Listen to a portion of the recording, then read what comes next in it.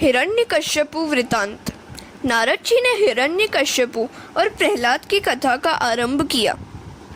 वे कहने लगे कि दिति के दो पुत्र थे, हिरण्याक्ष और हिरण्यकश्यपु। वराह भगवान ने हिरण्याक्ष का वध किया था। धर्मराज ने नारद जी से प्रार्थना की, मैं प्रहलाद की कथा विस्तार पूर्वक सुनना चाहता हूँ। वे महान भगवत भक्त थे, फिर भी हिरण्यकश्यपु ने उन्हें क्यों मारना चाहा? नारद जी ने कहा, दिति वस्तुतः भेद बुद्धि थी। भेद बुद्धि से हिरण्याक्ष और हिरण्यकश्यपु ममता और अहंकार से उत्पन्न होते हैं। मैं और मेरा भेद बुद्धि की संतानें हैं। सभी दुखों का मूल भेद बुद्धि है और सभी सुखों का मूल अभेद भाव है। शरीर से नहीं अपितु बुद्धि से यदि अभेद भाव स्थापित हो सके तो सभी के प्रति समबुद्धि हो सकती है। अहंकार को मारना कठिन है। विवेक से ममता का तो नाश हो सकता है, किंतु अहम भाव का नहीं। पर यदि अर्पण करने वाला व्यक्ति अपना मेरापन भी प्रभु को अर्पित कर दे तो ठाकुर जी कृपा करते हैं। मुझ में अभिमान नहीं है, ऐसा मानना भी अभिमान ही है। हिरण्यकश्यपु अहंकार का रूप है। उसका व्यवहार ही ऐसा है कि जिससे देवों को, ज्ञानी पुरुषों को और अन्य सभी को कष्ट होते हैं। अभिमान सभी को सताता है और रुलाता है। ममता तो शीघ्र मर जाती है, किंतु अहंकार शीघ्र मरता नहीं है और उसे मारना बड़ा कठिन है। वह न तो रात को मरता है और न दिन में। वह न तो घर के अंदर मरता है और न घर के बाहर। वह घर के बाहर भी होता है और अंदर भी। वह न तो शस्त्र से मरता है और न अस्त्र से। उसे मध्य स्थान में ही मारना पड़ता है। मनुष्य यदि अहंकार को नष्ट कर दे तो वह ईश्वर से दूर नहीं रहेगा। अभिमान अंदर ही समाया हुआ रहता है। मनुष्यों को दुख देने वाला यही है। इस अहंकार को मारना है। वह दरवाजे की दहली पर ही मरेगा। राम कथा में कहा गया है कि हर दो गोपियों के बीच में साथ में श्री कृष्ण हैं। इसी प्रकार यदि तुम दो वृत्तियों के बीच में श्री कृष्ण को रखोगे तो तुम्हारे अहंकार का नाश होगा। एक संकल्प के समाप्त होने तथा दूसरी वृत्ति के उत्पन्न होने के पहले यदि श्री कृष्ण को रखोगे तो तुम्हारे अहंकार का नाश होगा। प्रत्येक इंद्रिय का मिलन जब तक परमात्मा के साथ नहीं हो पाता तब तक अहंकार बना ही रहता है। पुरुष ईश्वर स्मरण में तन्मय हो जाए और अन्य किसी भेद का अस्तित्व न रहे तो अहंकार की मृत्यु अवश्य होगी। ज्ञान सुलभ है, किंतु जब तक अहम और ममता नष्ट न हो पाए तब तक ज्ञान शोभा नहीं देता। हिरण्यकश्यपु ज्ञानी तो था, किंतु उसका ज्ञान अहम भाव और ममता से भरा हुआ था। अपने भाई की मृत्यु के अवसर पर भी उसने ब्रह्मोपदेश किया। जो औरों को उपदेश दे और स्वयं उसे अपने जीवन में न उतारे वह असुर है। हिरण्यकश्यपु अन्य मानवों को तो ज्ञानोपदेश देता था, किंतु स्वयं वह सोचता था कि अपने भाई के हत्यारे से मैं कैसे बदला लूं।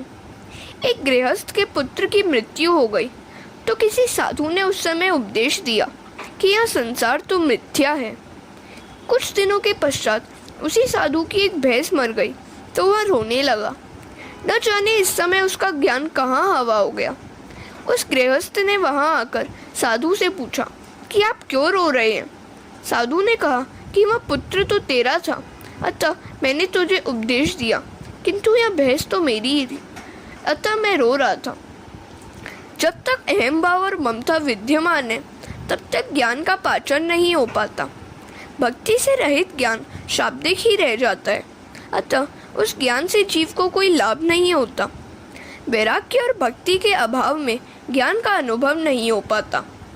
कोई व्यक्ति बातें तो वेदांत और ब्रह्म ज्ञान की करे, किंतु प्रेम सांसारिक विषयों के साथ करे तो समझो कि वह दैत्य ही है। वह दैत्य वंश का है। हरे कृष्ण। हिरण्याक्ष की मृत्यु का समाचार सुनकर हिरण्यकश्यपु ने कहा कि मैं अपने भाई के हत्यारे विष्णु से युद्ध करूंगा। उसने माता दिति को कई प्रकार के उपदेश वचन सुनाकर संतुष्ट किया। उसने सोचा कि मैं विष्णु से अभी युद्ध नहीं करूंगा, अपितु पहले वरदान प्राप्त करके अमर हो लूं, फिर युद्ध करूं। हिरण्यकश्यपु तपश्चर्या करने चला तो उसकी पत्नी कयाधु ने पूछा कि वापस कब लौटेंगे।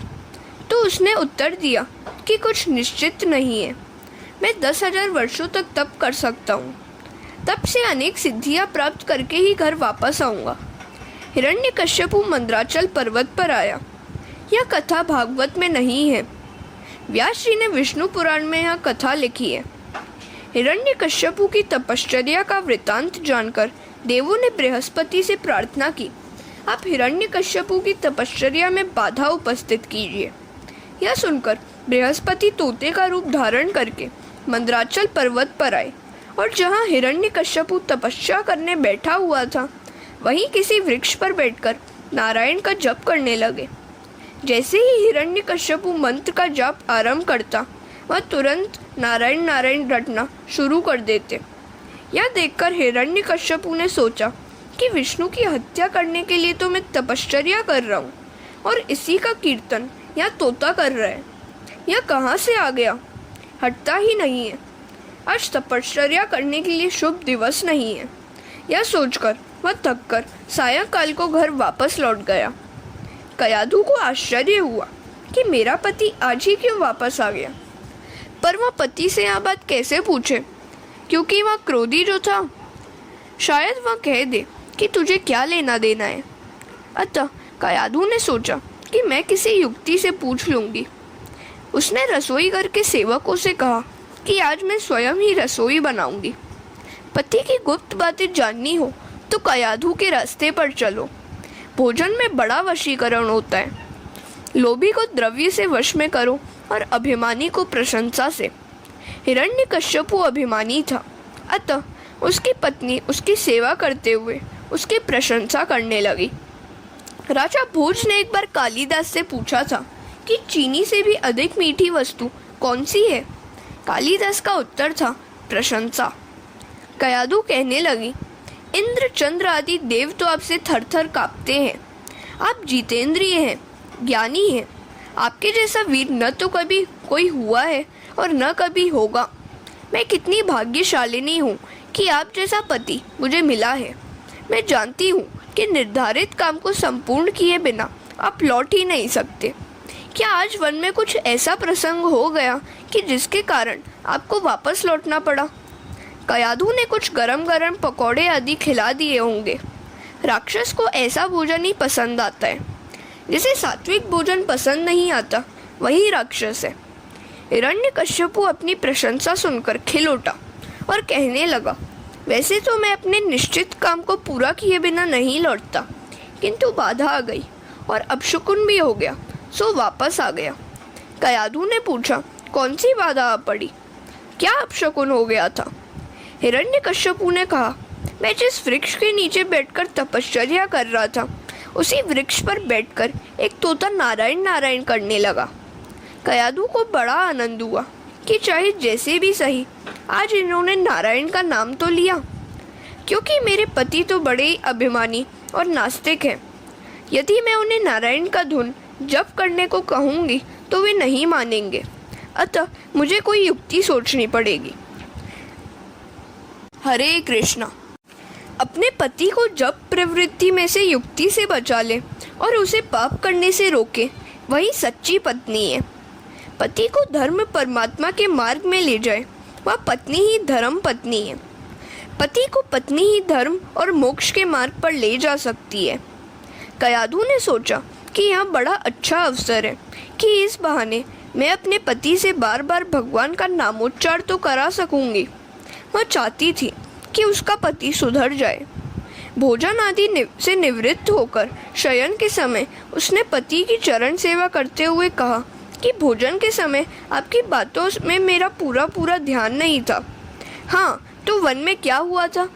हिरण्यकश्यपु ने कहा, देवी, वहाँ एक तोता आकर कह रहा था, नारायण नारायण। कयाधु ने कहा, तोता क्या बोलता था? हिरण्यकश्यपु ने कहा, नारायण नारायण। कयाधु ने कहा, भला ऐसा कैसे हो सकता है? क्या सचमुच वह तोता बोलता था? हिरण्यकश्यपु ने कहा, हाँ, वह नारायण नारायण बोलता था। बेचारा कामातुर पति। पत्नी ने युक्ति से बार बार यही बात उससे कहलाई।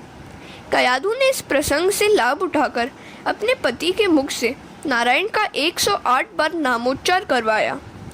साधारणतया पुरुष कामांधता के कारण स्त्री के अधीन ही होता है, अतः पत्नी चाहे तो अपने पति को सुधार सकती है। पत्नी यदि सुपात्र होगी तो अपने पति को भगवत भजन में लीन कर सकेगी। माता पिता हिरण्यकश्यपु कयाधु भगवान का नामोच्चार कर रहे थे कि उसी समय माता के गर्भ में प्रहलाद जी की स्थापना हुई।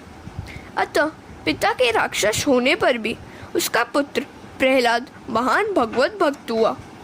कयाधु सगर्भा हुई और हिरण्यकश्यपु तपस्या करने वन में चले गए। उसने वहाँ 36,000 वर्ष तक तपश्चर्या की, अन्न जल का भी त्याग कर दिया। इस कलयुग में प्राण अन्न और जलमय है, किंतु उस सतयुग में प्राण अस्थिमय था, अतः वैसी तपश्चर्या शक्य थी। मात्र तप करने से ही मनुष्य का कल्याण नहीं हो सकता, वह शुद्ध नहीं हो सकता। तप के साथ साथ भावना और हेतु भी शुद्ध होने चाहिए। हिरण्यकश्यपु का हेतु अशुद्ध था। दुर्योधन ने भी विष्णु याग किया था, किंतु वह धन तो पापमय ही था। यदि योग की साधना करते हुए योगी का हेतु अशुद्ध हो, निश्चय उसका पतन ही होगा। केवल योग साधना से हृदय विशाल नहीं हो सकता। योग सिद्धि से अन्य शक्तियाँ तो प्राप्त होंगी, किंतु हृदय की विशालता नहीं प्राप्त हो सकती। ब्रह्मानुभूति के बिना हृदय विशाल नहीं हो सकता। हिरण्यकश्यपु की तपश्चर्या से प्रसन्न होकर ब्रह्मा जी वहाँ आए। वह तो मिट्टी के ढेर में ढका सा हुआ था। ब्रह्मा जी ने जल छिड़का तो वह बाहर आया। ब्रह्मा जी ने उससे पूछा कि उसकी क्या इच्छा है, तो हिरण्यकश्यपु ने कहा कि मुझे अजर अमर बनाइए। ब्रह्मा जी ने कहा कि मरना तो सभी को है, जिसका भी जन्म हुआ है उसे मरना तो पड़ता ही है, तू कुछ और मांग। हिरण्यकश्यपु ने कहा, मुझे तो अमर का ही वरदान चाहिए, अतः मुझे ऐसा वर दे कि मैं न तो दिन में मरूं और न तो रात में, न जड़ से मरूं न चेतन से, न तो मैं अस्त्र से मरूं और न शस्त्र से। ब्रह्मा जी ने सोचा कि चूंकि इसने कठिन तपश्चर्या की है, सो वर तो देना ही पड़ेगा। उन्होंने उसे अमरत्व का वर दे दिया। अब हिरण्यकश्यपु इतना शक्तिशाली हो गया कि उससे सभी देव पराभूत हो गए। देवों ने दुख के मारे प्रभु से प्रार्थना की। भगवान ने कहा कि जब भी मेरे प्रिय वैष्णव व्यथित होते हैं, मैं अवतार लेता हूँ। यदि पापी दुखी होता हो तो भगवान उसकी अपेक्षा कर भी देंगे और अवतार नहीं भी लेंगे, पर वे अपने भक्तों की उपेक्षा कभी नहीं कर सकते। भक्तों पर विपत्ति आने पर उन्हें अवतार लेना ही पड़ता है। देवों को भगवान ने आश्वासन दिया कि जब कभी हिरण्यकश्यपु अपने पुत्र से शत्रुता करेगा और उसकी हत्या के लिए तत्पर होगा, तब मैं अवतार लूँगा और हिरण्यकश्यपु का वध करूँगा। हरे कृष्ण। कयाधु के गर्भ से प्रहलाद का जन्म हुआ और वह दिनों दिन बड़ा होने लगा। सभी को इससे आनंद यानी प्रहलाद मिलता था, अतः उसका नाम प्रहलाद रखा गया। दैत्यों के गुरु थे शुक्राचार्य। उनके षंड और अमर्क नामक 2 पुत्र थे। जब प्रहलाद 5 वर्ष के हुए तो हिरण्यकश्यपु ने षंडामर्क को बुलाकर उनसे कहा कि मेरे इस पुत्र को राजनीति की शिक्षा दो। सुखदेव जी वर्णन करते हैं, राजन, वैसे तो षंडामर्क प्रहलाद जी को राजनीति पढ़ाते थे, किंतु प्रहलाद तो गर्भवास के समय से ही भक्ति के रंग से रंगे हुए थे। प्रहलाद को भगवान वासुदेव से स्वाभाविक प्रीति थी।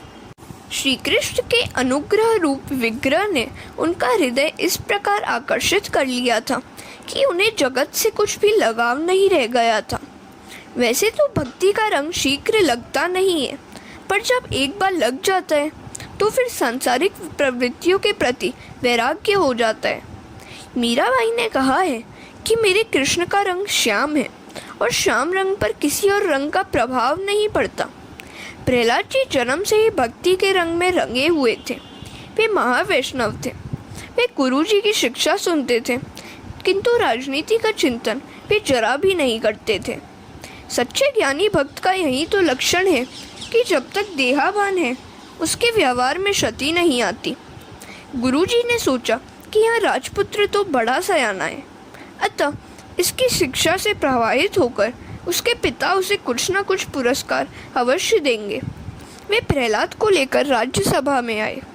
प्रहलाद ने पिताजी को प्रणाम किया तो पिताजी ने बालक को उठाकर गोद में बिठाकर प्यार किया और पूछा, बेटे तू गुरुजी के घर कल पढ़ने गया था, तो कल की पढ़ाई तुझे याद है या नहीं? जो भी पाठ तुझे अच्छा लगा हो वह बोल जा। प्रहलाद ने सोचा कि पिताजी उत्तम प्रकरण की बातें पूछते हैं और इधर गुरुजी ने तो मार काट की बात ही सिखलाई है, वह मैं कैसे कर सकता हूँ। अतः उन्होंने पिताजी को अच्छी सी बात बताई। अंधियारे कुएं के सामने यह घर ही अपने अधपतन का मूल कारण है।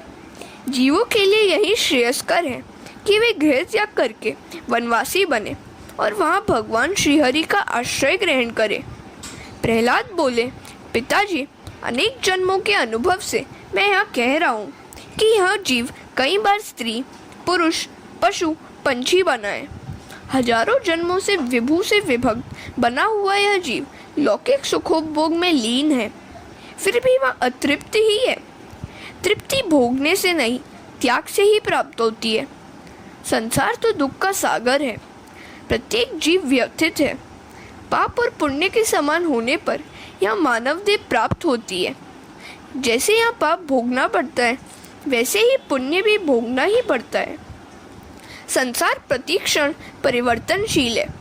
पिताजी, आज तक मेरे अनेक जन्म हो चुके हैं। मैं अपने अनुभव से कहता हूँ कि स्वार्थ और कपट के सिवाय इस जगत में और कुछ भी नहीं है। फिर भी जीव अविवेकी है। निस्वार्थ प्रेमी मात्र परमात्मा ही है। अन्य सभी का प्रेम स्वार्थ और कपट से भरा हुआ है। संसार में रहकर कपट और छल करना ही पड़ता है। जहाँ कोई वासना आई कि छल कपट करना ही पड़ता है। पति पत्नी के प्रेम में भी स्वार्थ और कपट होता ही है। जीव कितना स्वार्थी और कपटी है। मुझे एक सनारी मिली जो बता रही थी कि उसके सास जी ने उसे चेतावनी दी है कि 3 पुत्रियां काफ़ी हैं। अगर चौथी बार भी उसने पुत्री को जन्म दिया तो किसी भी तरह उसे घर से निकाल बाहर किया जाएगा। वैसे पुत्र का जन्म हो या पुत्री का, किसी के अपने बस की बात तो नहीं है। पुत्र एक ही कुल का उद्धार करता है, जबकि सुयोग्य पुत्री तो पिता और पति दोनों के कुलों का उद्धार करती है। दुर्भाग्यवश यदि पत्नी बीमार पड़ जाए तो वह 4-5 हजार का खर्च कर देगा, 2-4 वर्ष प्रतीक्षा भी करेगा। फिर भी उसकी बीमारी ठीक ना हो पाए तो वह ठाकुर जी की मनौती रखेगा कि इसका कुछ हो जाए तो अच्छा है। उसके कुछ हो जाने का मतलब है मर जाना। वह सोचता है मेरी आयु भी अधिक नहीं है, 48वां वर्ष ही तो अभी शुरू हुआ है। मेरे कारोबार भी ठीक ठीक ही चल रहे हैं, अतः दूसरी पत्नी तो मिल ही जाएगी। पति पत्नी के प्रेम भी कपट है। पति या पत्नी एक दूसरे के लिए दुखदाई हो तो वे सोचते हैं कि यह मर जाए तो कितना अच्छा हो। सुर नर मुनि सब की यह रीति, स्वार्थ लागी करही सब प्रीति। पति और पत्नी एक दूसरे को सुख सुविधा देते हैं, अतः एक दूसरे को प्रिय लगते हैं। उनमें से किसी ने भी दुख देना शुरू किया कि उससे घृणा होने लगेगी। जगत में स्वार्थ और कपट के सिवा और कुछ भी नहीं है। हरे कृष्ण।